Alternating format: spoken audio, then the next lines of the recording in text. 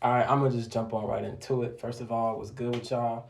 Welcome to my channel. I'm gonna be teaching myself and y'all how to cut your own hair. Eventually, I'll be teaching myself and you guys how to cut others' hair. I'm on a barber journey. I haven't started barber school yet, but I aspire to start school at the beginning of next year. Definitely before the second half of 2022 kicks off. I want to make sure I'm in school and things like that. I want to be a certified barber. I've been cutting hair. I've been cutting hair for the longest. I say probably since 2010, 2011. Fun fact about that: my dad basically cut my hair bald, and it was my first homecoming, my freshman year of high school. So I was like, "F that! I'm just gonna start cutting my own hair." Been doing it. So yeah, starting off cutting my own hair. I had to learn some growing pains. Um, just learning the ins and outs of how to hold the mirror and shit. You know what I'm saying? Um, just little things like that. So um, I have had the opportunity to cut other people's hair. You know what I'm saying? I do have that little practice and stuff, but um, I aspire to have a lot of things like a hygiene line. I want to have my own shop, of course, at some point in time in my abundant life. Um, so yeah, we just finna get on this journey. We gonna get right on into it. I'm about to introduce you to some pieces of equipment that I got. You feel me? And we gonna dive on right on into it. One more thing I forgot to mention. As y'all can see, I'm locked up or whatever. No jail time. You feel me? I really need a retwist. Not really. It could be worse, but as you can see, I got loose strings of hair and stuff. I'll give you a close up look at that once I actually start the hair cutting footage. But yeah, don't mind, you know what I'm saying? I'm a little scruffy or whatever up here, but don't mind the crown head, you know what I'm saying? Focus on what I'm trying to teach you. All right, let's get into it. So, what I'm about to be doing is not going to be too in depth of a tutorial, but I'm just going to display two different methods. Rules about barbering: when it comes to one side, you got to do it to the other. Um, so yeah, this is a little something different that I'm doing, and right now I'm just showing you what I use, what is essential. The first thing was a comb, preferably a wide tooth and a small tooth comb, so you can get all those loose ends in your hair. A brush to clean your equipment, as you see me doing there, um, and a hairbrush that can have the same purpose as the comb, but the comb gets through the hairs a lot better. Right here are my guide combs. This is my one numbre uno guide comb. That's going to be essential for creating that first guideline. Here's my numbre cero guide comb. That's the zero guard. That's going to be essential for the transition. And right here is the number two. Very important you have a number two guard because it helps with the debulking. And you'll see what I mean by that as we go along. Right here, some of my tools I'm showing you. These are the Wall detailers. Shout out to Wall, some of the best, strongest rotary motor clippers in the game. Um, I like using these for general bald line creating. I like using these to create my bald line. You'll see these, yes indeed, my envies, customized by me. You feel me? They used to be black, but now I made it red. You know what I'm saying? Subu game. Nah, for real, I don't do none of that shit. But yeah, what I'm showing you right now is my lever open, my lever closed. I'm gonna get into that a little bit later. But yeah, those customized by me. Um, and these are my babies right here. These are my Andis GTXs, also customized by me. Heat anodized the blade, as you can see, the little hues on the moving blade. And things hit. These are my babies right here. I love them so much. And they hit. They hit, they hit, they hit. Y'all gonna see though. Y'all gonna see. If you know, you know.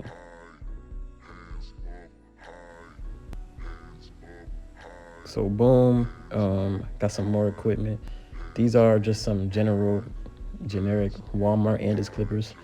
I use these only because it has a fade blade. So when it comes to removing that bald line that I'm gonna make with my trimmers, is gonna have a smooth transition. It's gonna get rid of that bald line. These are my shavers. Shout out to Andis again.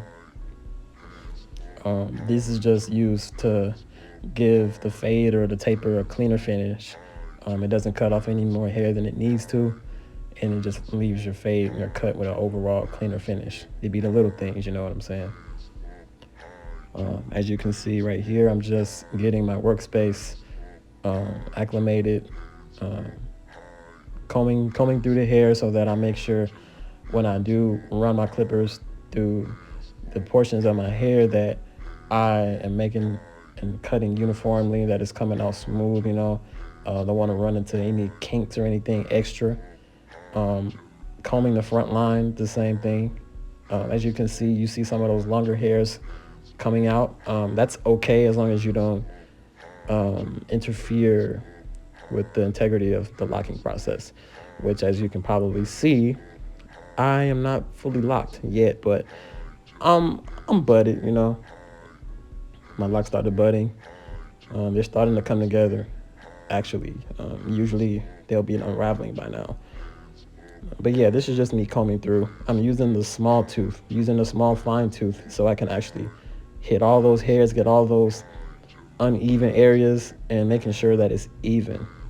Um, that's very important. As you can see there was that one little patch of, I guess, scalp and uneven hair. As soon as I combed through that, as soon as I stroked through that little area, little patch of hair, it came down and it was uniform. So easy, so easy. It's important that, I think I already said it, but I'm mentioning it again because it's important.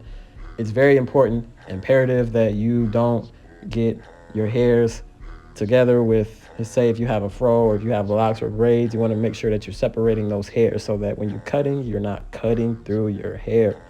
Very important. Keep that in mind.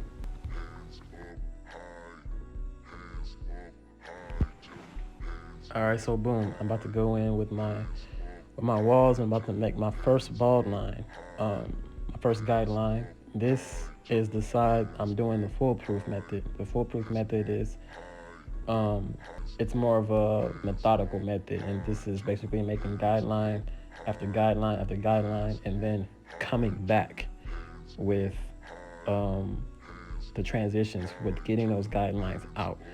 You'll see that shortly. Excuse the lack of view. I apologize. But you'll be able to see as I'm going along. It's pretty self-explanatory. So as you can see there goes my bald line. The taper I'm trying to go for is a burst taper. Now there's other methods of going about the burst taper as far as making that first guideline. My head is kind of small, so I don't want to make it too high or too in depth to the point to where when I do fade, I don't have any hair to line up or anything. Making the first guideline on the other side, this is the freelance side. I call this the freelance side because this is basically straight letter play. It's straight freestyle.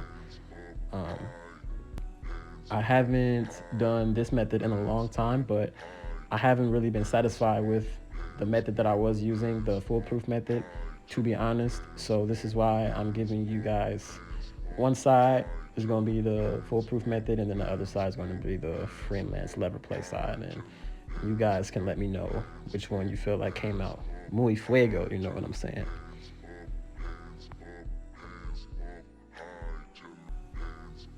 All right, so I didn't know if y'all peeped, but if y'all noticed, that first guideline on the left side is a little different from the right. So the thing about cutting hair is, it's probably the universal rule of thumb. If you mess over it, leave it alone. You don't want to keep cutting. You'll fuck around and you'll come out with a mohawk or something you don't want. Which that just means I'm inclined to improvise a little bit.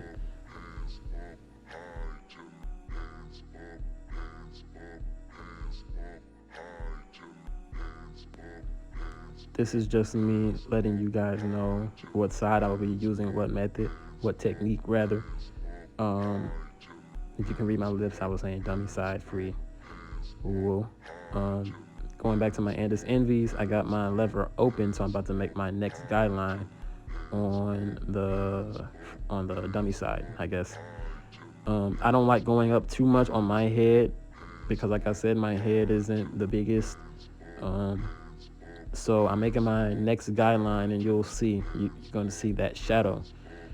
Um, I'm going up about the width of my index finger, imperative to comb it down so that you seeing what you're cutting. Y'all peep that? You see that little shadow right there? That's my lever open guideline.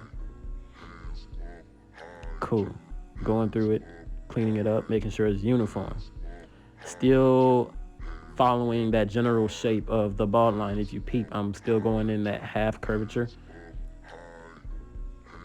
But that's probably the only one that I'm going to do that curvature with, because beyond that, it really, not to say it doesn't matter, but once you really start getting into the higher combs, into the higher lengths, you'll see that it really doesn't make much of a difference unless you're going for like a drop fade or something like that. But we'll cross that bridge when we get there.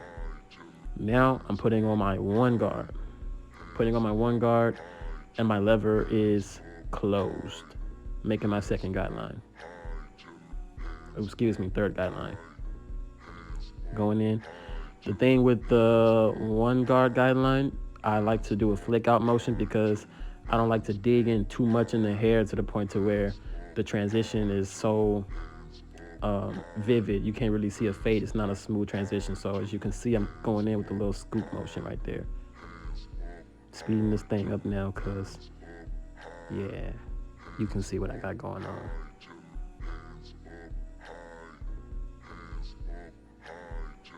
This is me going in with the numbre dos. This is what I mean by debulking. Also, lever open, closed. Going in with the lever closed. So debulking, peep this.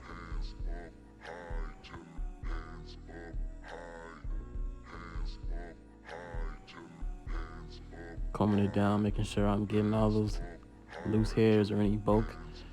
As you can see, it's a decent transition before I even started the fade process, especially after that debulk. It's very important that you debulk.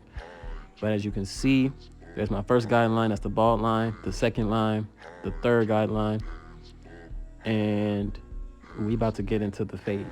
We about to get into the fade process.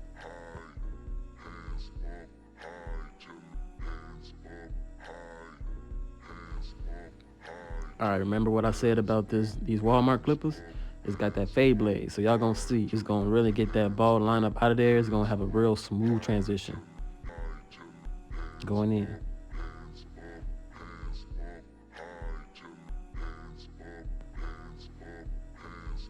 All right, about to go with my zero guard on my Andis Envies, so we can blend in that second guideline to the third guideline. Y'all will see.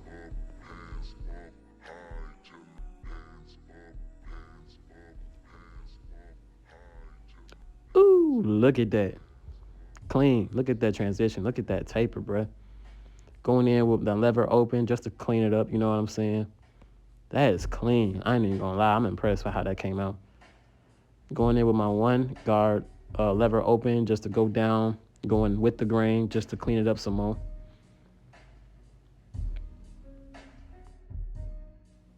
Okay, so if y'all don't already peep, I didn't go in making no second guideline or anything like that.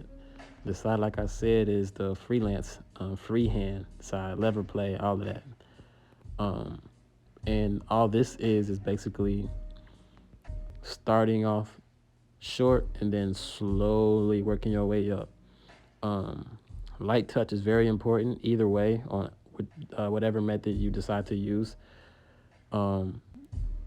Soft hand, a soft touch is very important, and that's pretty much that. I'm going in now with the zero guard, working my way up, cleaning it up some.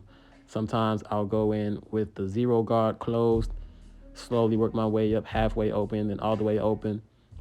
Boom, throw on my one guard, and then have it halfway open, then all the way open. Boom, throw on my two guard, and clean up and debulk. You'll see how that goes.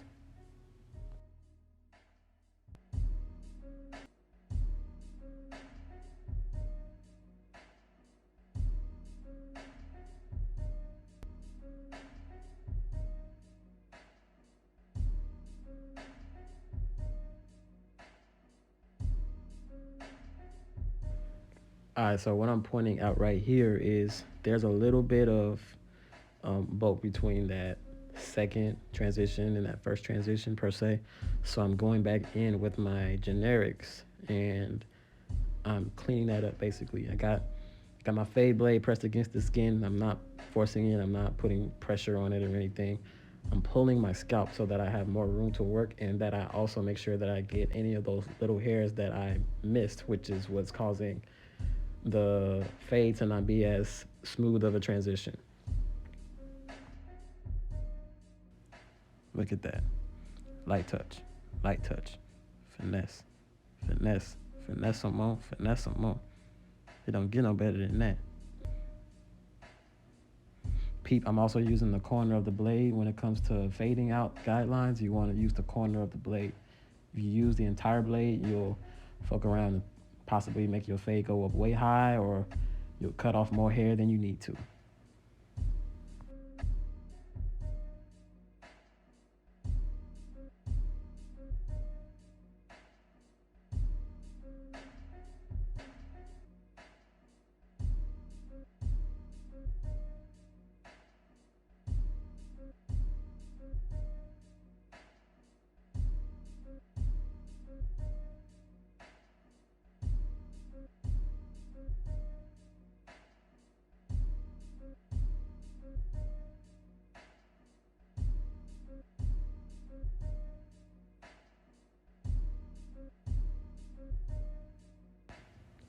So I noticed that the left side is a little was a little darker than the right side. So I'm going back with my one guard and then my zero guard and my lever open, and I'm just basically cleaning that up because I want to make sure it's as uniform as possible. Um, as y'all can see, I love chopped and screwed, slow reverb kind of music. I made that sample myself. Um,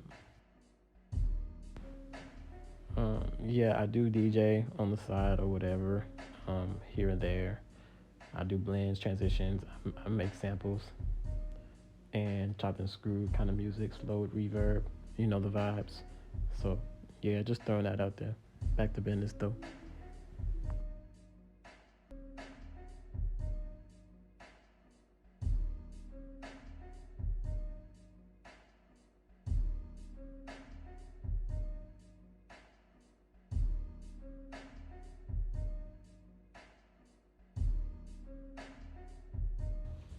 Now remember how I was telling y'all about make sure those hairs are separated when you comb it.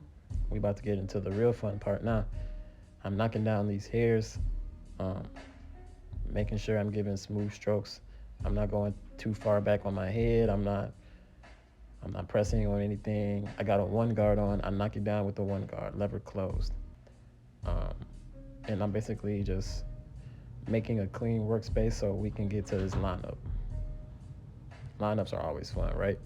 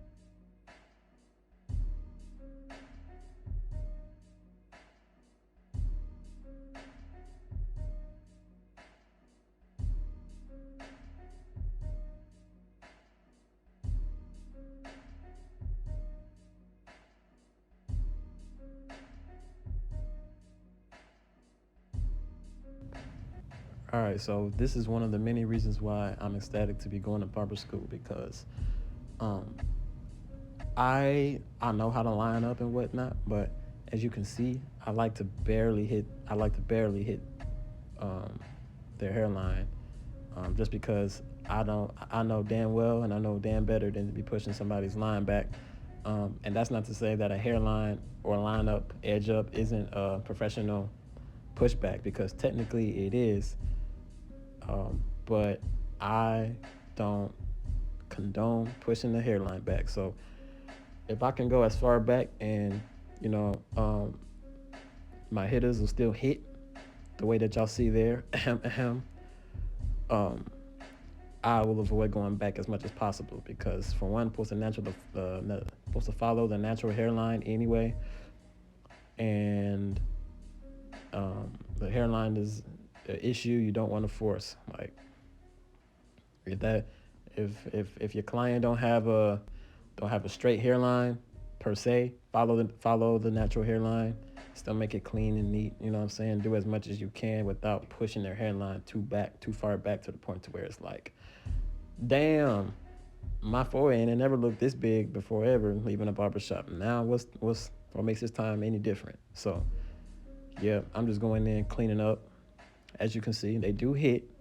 It ain't cap. They definitely hit. As you can see, um, I'm going in my little boneless beard or whatever. Going in on my mustache.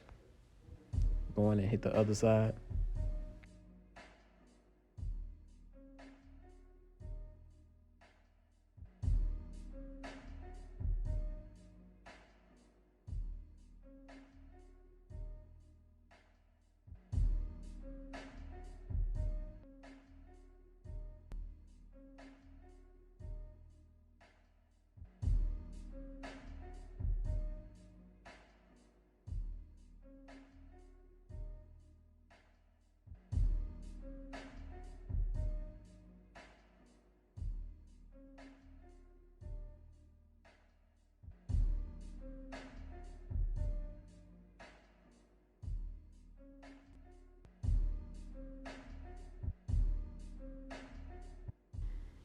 Real quick, as you can see, I'm about to go in with some aftershave.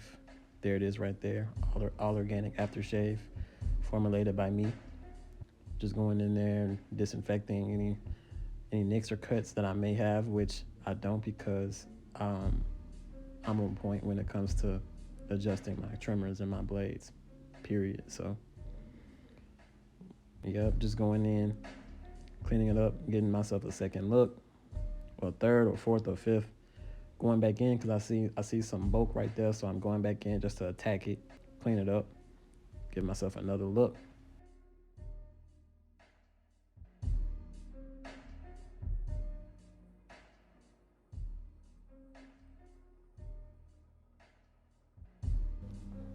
Don't mind my little old school dance or old man dancing or whatever.